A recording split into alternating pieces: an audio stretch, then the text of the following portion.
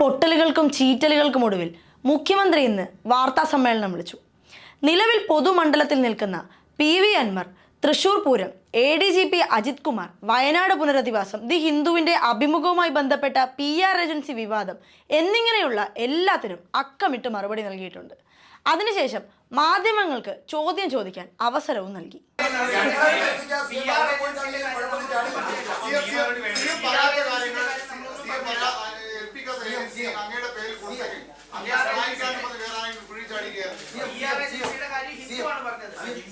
ഞാൻ പറഞ്ഞല്ലോ അതുമായി ബന്ധപ്പെട്ടുള്ള കാര്യം ഞാൻ പറഞ്ഞല്ലോ.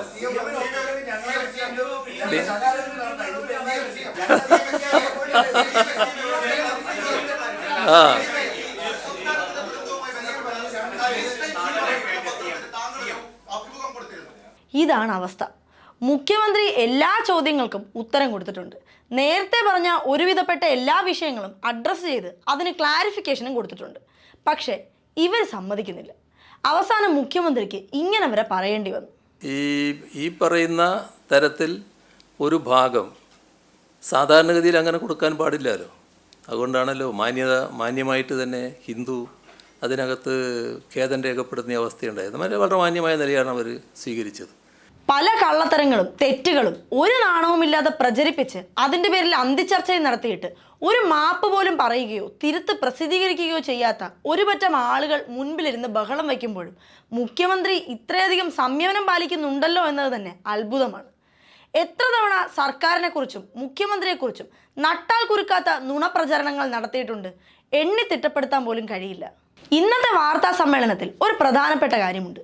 വയനാട് പുനരധിവാസത്തെക്കുറിച്ച് വ്യക്തമായ ചിത്രമാണ് മുഖ്യമന്ത്രി നൽകിയത്. കേന്ദ്രത്തിൻ്റെ അവഗണനയെക്കുറിച്ച് കൃത്യമായി തന്നെ പറഞ്ഞു. ഈ അവഗണന തുടർന്നിട്ടും ടൗൺഷിപ്പ് നിർമ്മാണത്തെക്കുറിച്ചും മറ്റും കൃത്യമായ കണക്കും നൽകി. എന്തുകൊണ്ട് അത് ചോദ്യമാകുന്നില്ല?